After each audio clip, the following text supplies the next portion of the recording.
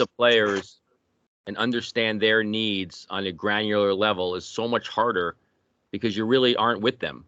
Like you have to be so creative in finding ways to communicate and connect with players because you have the barriers of, obviously in the pros, you have the barriers, I guess, of agents and, advisors and things like that. But at the youth level, you don't get that undivided attention. You don't get the opportunity just to listen to the player and then help them become the best player within your team, because you just don't have that.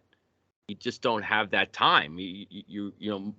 Most 90% of youth hockey coaches probably see their kids, and again, maybe this is their own fault, but only see their kids maybe a half hour before practice and a couple of minutes after practice, and they don't know how to reach out, connect, build these relationships, and draw that confidence out of players, only because you just don't have the time. And certainly I think for most coaches, they don't have the education. They don't have the ability to even understand, what this concept means.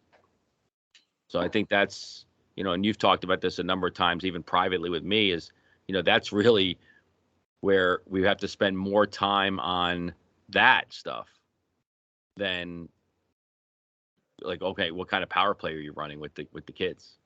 And I think that's where that's where our biggest faults are. And I watched a baseball practice last night. I was waiting for one of my guys, and we're at the park, and I'm watching baseball practice, and it's the same thing. It's like one coach hitting to 9 kids in the infield, and kids, hitting each other and fooling around and not paying attention, almost getting hit by line drives because it's just uninspiring and they're not teaching. And it's just, but that guy's a baseball guy, and that's how baseball players learn. You just hit ground balls to them for 40 minutes. And we wonder why kids are running from our sport and, running from the game. So I just wanted to make the comment only because I love, like, what Daryl does and Greg and all the stuff he puts out. This is all great. When you have the time and the ability to connect with your players, that makes a huge difference than if you're speaking to a mom and dad or that are volunteering their 3 hours a week to coach their kids' hockey team. Tim. Yeah, Mike, I think with the advent of some of the social tools, though, a youth coach can maintain some additional contact, whether it's through Team Snap or Power Player or just some.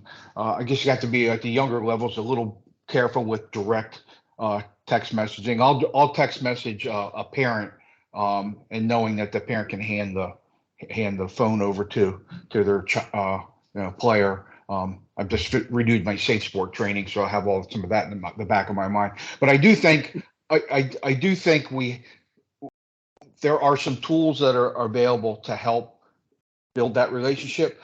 So I'd had an exchange with it was a very friendly exchange with it was at a game this weekend, and the team, our shifts were too long, and the team we were playing they were changing on the fly, which is very kind of unusual in our league. If you see that happening, you're playing against a well-coached team. And